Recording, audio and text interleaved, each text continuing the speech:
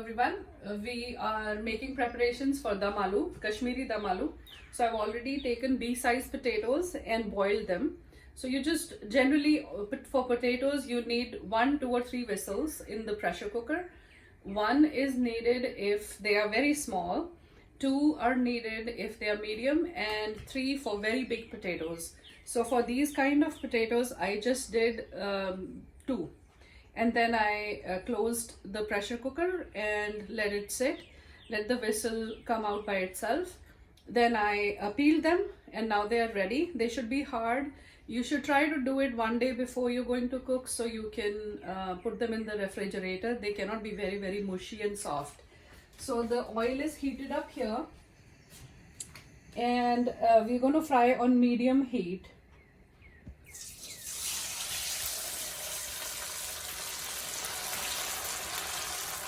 So some of the potatoes we've already fried. So you want to make sure when you're frying that there is no water in them. Otherwise you're going to burn yourself. So you have to be a little careful with when you're frying stuff that no water should drip in the oil. So I was wiping these potatoes up before I put them in the skillet. So here, look at this. I put them in a paper towel and I squeezed all the water out before I put them for frying. So they have to be as red as those. After this we're going to poke holes with a toothpick in them before we go on to the next step. The next step in making dum aloo is the first one we fried the dum aloos, and the next one is we are going to do holes in the dum aloos with toothpicks. So you can give this task to anybody in your household so everybody can contribute a little bit. Okay, so we are preparing dum aloos today. I'm going to show you the ingredients. We have the crushed tomatoes ready. We need yogurt. We need saunf, fennel seeds. This is saunf powder. We need sant powder, which is ginger powder. And this is hing. I've soaked it in water. This is asafoetida. Hing, let me show you. You can use this. We need a few. These are the mandatory ingredients. These are optional. So dried chilies, bay leaf, and cloves. Okay, and the oil that I'm going to use, Kashmiri cooking always uses mustard oil. This is by far the best for health also. We have fried the potatoes and poked holes in them, so they are ready as well. So all these ingredients are ready. We need salt, and the additional 2 ingredients we need are salt and red chili powder. So our ingredients for dum aloo are ready now. So I put 2 cups of this one. 1 cup of yogurt and 1 cup of tomato puree in this, and I put 2 teaspoons of wheat flour. So anything that you make with yogurt, it is going to be very tricky because when you put yogurt in heated oil, it bursts. So what I did is I heated the oil and turned the gas off, let it cool a little bit. You have to burn the mustard oil to get the smell out. So I already did that part, and this one is heated and cooled down. I put the bay leaves in there.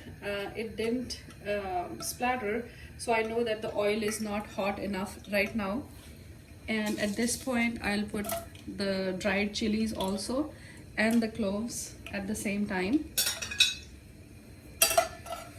You can see that now the leaves and the chilies are done, and I turned the gas off. This is a very tricky step, so please watch this carefully and do this very carefully at home. You want to make sure none of the gas stoves are turned on. You need the lid in one hand, and you need something with a long stick in which you put the asafoetida water. And I also added the chili powder in here. I let the oil cool down a little. It'll splatter a lot, so be very careful. I put it like this and pretty much cover it and go slowly.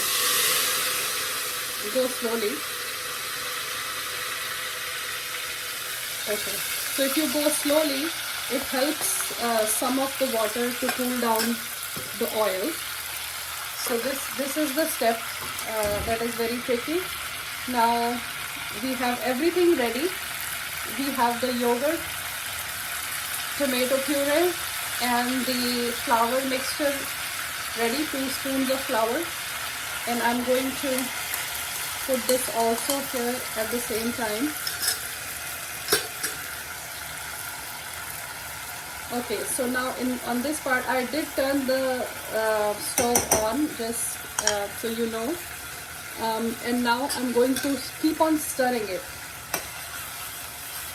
So you keep the gas high and you keep on stirring it. You will not stop, because this is where the yogurt can come apart in granules if you do not stir. So continuously keep on stirring. All Kashmiri dishes are made pretty much like this, and they use the same spices. The trick may be different, but they are very, very flavorful. The fennel seeds and the sant are extremely flavorful spices to use, but use the spices according to your tolerance level.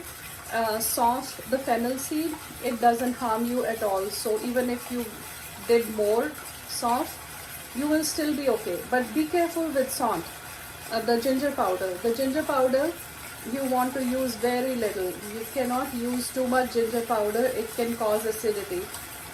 So just the tip of the spoon is okay too. But the fennel seeds and the ginger powder are main spices in every Kashmiri cuisine. Chilies and hing, the asafoetida. So these couple of things are basic for all Kashmiri things. I just learned 1 or 2 things in Kashmiri cuisine, and you know, I pretty much could figure out the rest if you see the recipes anywhere. Mustard oil, all these things, they are pretty standard, but Kashmiri food is very, very flavorful.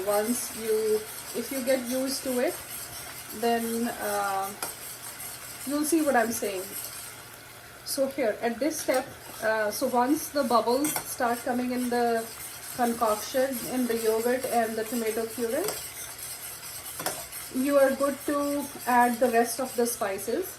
This is all it takes. The preparation time is more than, I just put all of the spices at the same time.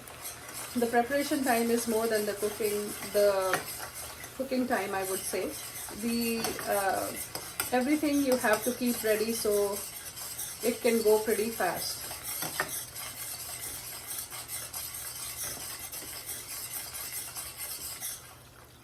So now after this point, once the bubbles start coming in the yogurt, you do not have any fear of it separating. So this is a good point, and you want to keep on going. I would also add the potatoes at this step so they can start going in the gravy. Kashmiri cooking, one other thing is things like this, things like dum aloo and rogan josh and all. If you make them a day before you're going to eat, all the spices will go inside and they will really taste very good the next day.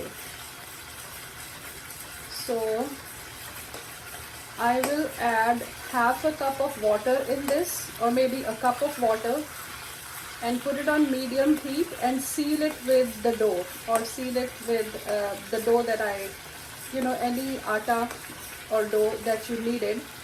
So that is what is called cooking in dum. Dum means there is no steam that is escaping, and you're giving it a good amount of dum. Okay, so this is a few minutes later. This is already looking very good, but we want to do it more. And this is some kneaded dough that I got. I put some oil on it so it can go smoothly round and round, and I'm going to make it longer. Now I'm going to put more water than I want it to end up with, but you will realize once you make dum aloo that most of the water anyway disappears.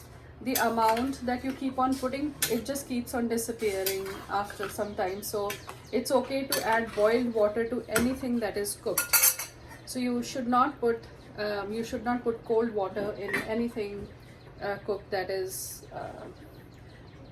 Don't put cold water to cooked things. Okay, so I turned the gas very slow and I covered it with the lid, and now I'm going to seal it with this and keep it for 15 minutes. So here,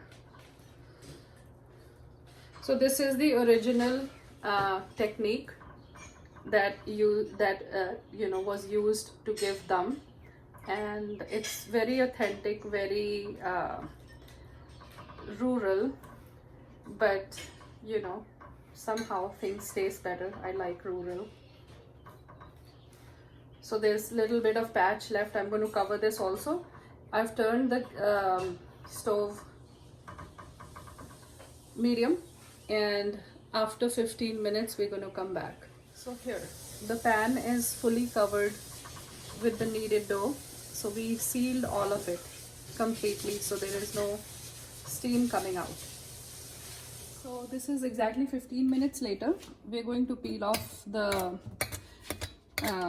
dough, the sealing, with a butter knife. It's hot, so you got to be a little careful. So here, stand by the sink and you can just keep on putting it in the sink. It gets cooked a little. All right, just cut it off. And this is what it looks like right now. We're going to pour it in a pan.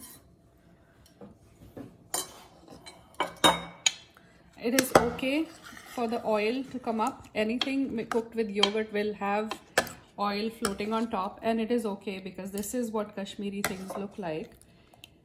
And I'm going to pour all of it now.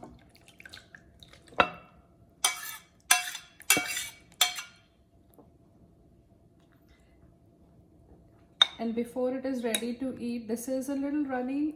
Generally it should be denser, but I put extra water because it'll get reduced itself by the time it cools down. It sits for a little while. Thank you very much for... Okay, so we are going to have a tasting of the dum aloo. So let's see. Here's our candidate. I want the exact expression. That's good.